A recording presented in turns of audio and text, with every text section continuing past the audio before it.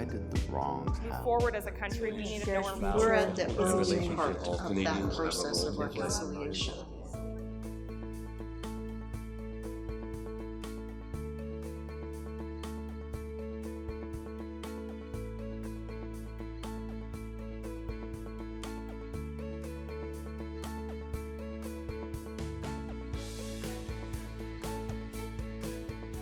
One of the things that we've talked about is that words are really fine and some of them are even really beautiful, but words alone aren't enough, that we need action.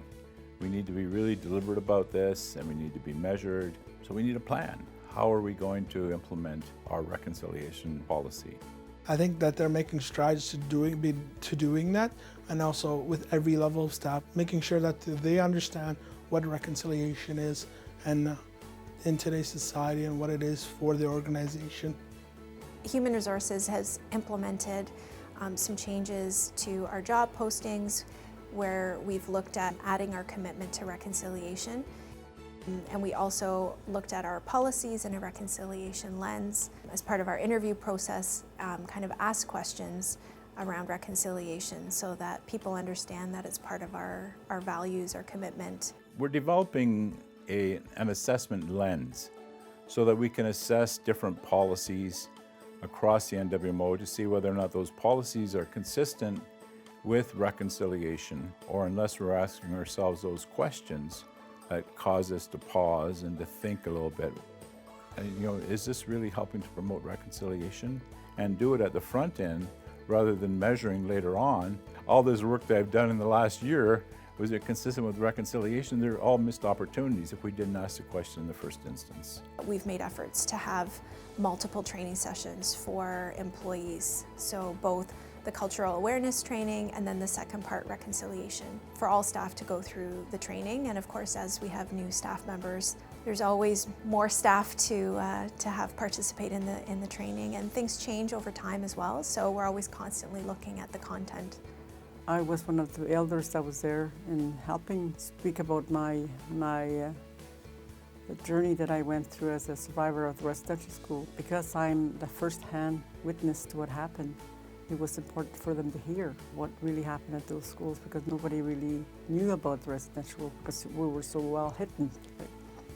So it's important that they are aware of it, they're knowledgeable about it, so that when they hear about it, they can say, yeah, I know something about it, and begin to understand, maybe even comprehend when we're on in those schools. In regards to moving the right way for the organization, and also showing in today's society in Canada, this is what we're doing and it's the right thing to do in regards to working with First Nations people, with them implementing the reconciliation policy. I believe it's very valuable to the organization on moving this way and showing Canada this is where it can actually be done, and not just being said that, okay, we're going to do it, but don't follow through. One of the really important ingredients for the NWMO in terms of being successful in implementing reconciliation is the fact that we have a board of directors that has said that they're committed to implementing the reconciliation policy.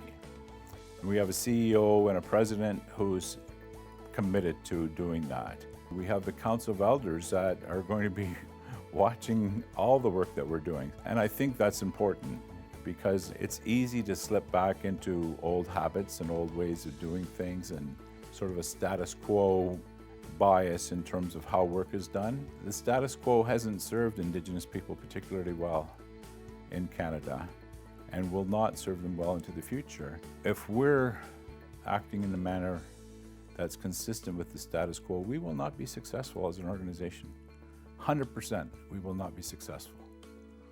So that's our challenge, is to change the way that we're doing business to prepare for success through reconciliation.